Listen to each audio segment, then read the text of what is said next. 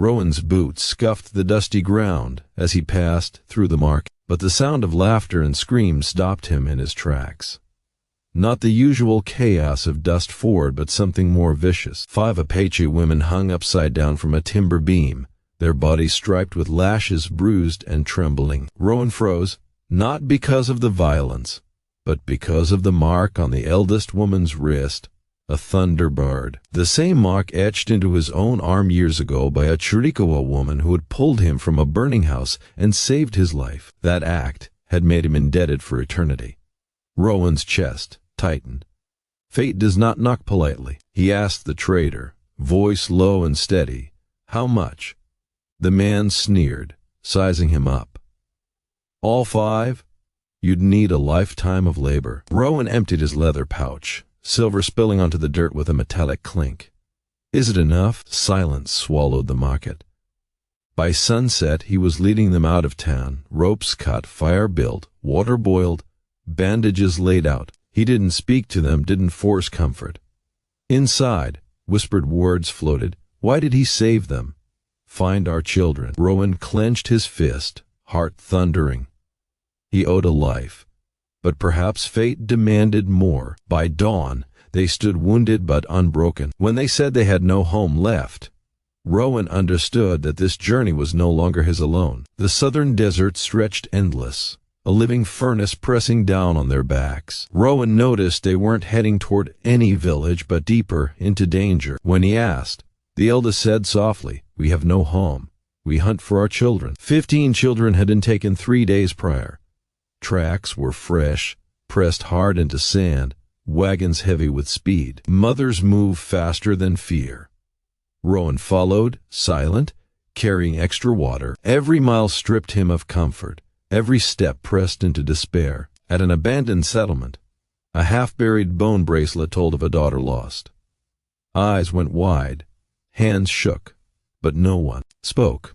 They moved harder, faster. By nightfall, coyotes watched from dark ridges, their howls warnings swallowed by determination. Near midnight, trouble found them. 3 bounty hunters emerged, guns raised. Rowan stepped forward. Nahima surged, knife in hand, striking swift and lethal. Sahal tackled a man into rocks. Lyria's arrow silenced another. Blood spattered the dirt.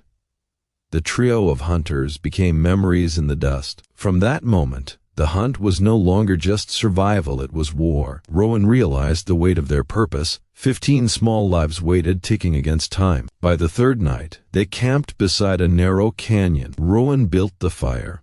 5 women moved silently, exhaustion etched into every movement. Fear had changed shape, it was now urgency, not terror.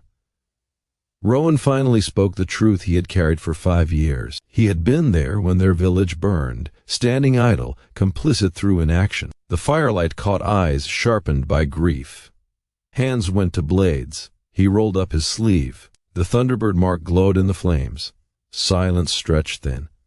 The eldest spoke softly, coldly. "You did not die in the fire. Now you must live to pay for it." Rowan nodded.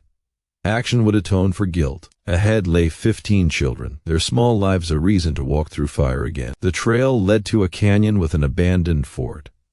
Timber walls loomed, mercenaries patrolling like ants on a carcass. Children's cries echoed faintly from inside. Rowan formulated a plan because blind rage would destroy the innocent first. He drew the guards' attention. Amida and Lyria climbed the walls, cutting lines and dropping sentries. Nahima and Kia moved around the backs silently, finding where the children were held. Rowan fired the barrel explosion to create panic. Chaos erupted. Bullets, knives, hands, and teeth collided. The final room opened, and 15 children ran into their mother's arms without sound. Tears were silent. Joy, fragile and raw, held them close. Rowan smelled gunpowder and heard hoofbeats, old comrades riding toward vengeance. Black spur. Rowan felt history strike at his chest, but a bullet meant for Sahal tore into him instead. Blood spilled. Pain flared. The Thunderbird mark glowed. Sahal pressed her hand to his wound. Wind screamed. Ancient power answered. The women surged, fury incarnate, cutting down foes one by one. When the dust settled, Rowan breathed again. Weak, but alive, the black spur lay dead. Silence settled. Relief, brittle but real, sank into the desert night. At the ranch, dawn bled across the horizon. Children ran, laughter like water over stone. They could not return to their old tribe. Rowan stood beside Nahima, arms wrapped but steady. "Then stay," he said. The place that had once been a lone man's home was now the home of the morning. The women rebuilt not as the white men had taught, nor strictly as Apache custom dictated, but as a new beginning, life stitched together from pain, loss, and courage. Rowan taught riding, roping, and fences. Sahal taught the land and listening. Nahima taught bow and warrior skill. Amita taught healing. Lyria and Kia nurtured the youngest. Night fell. Fire flickered. Silence, finally, was warm. On a moonless night, Rowan stood behind the ranch with Sahal. No celebration, no ceremony, only stars and fire. "I do not deserve this," he admitted. She placed her hand over his chest. "None of us do," she said. "But we choose each other." The desert sky above, wide and infinite, seemed to bow. Hearts once broken felt full. Dawn brought light rain, rare and golden. Children laughed, running through it, freedom in each step. Rowan and Sahal stood side by side, saying nothing. Peace is built, not found. Wounds heal, choice by choice. The home of the morning was proof that hope endures when tended with care. Rowan Hale, lost once, now found. Sahal, a warrior carrying the tribe's sorrow, had chosen to build rather than destroy. Together they built light from ashes. Time passed in quiet growth.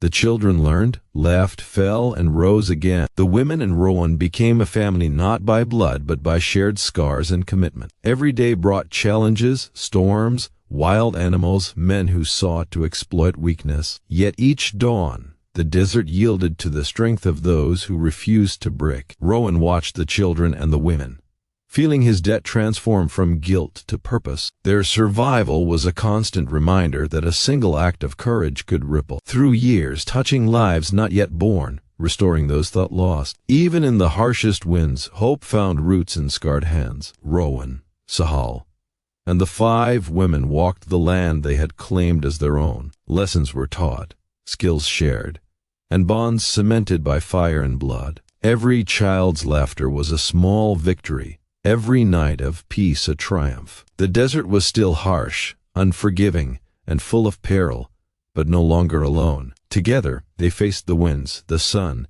and the ghosts of past sins. And every night, beneath the stars, Rowan and Sahal knew that even the deepest guilt could be tempered by loyalty, courage, and love.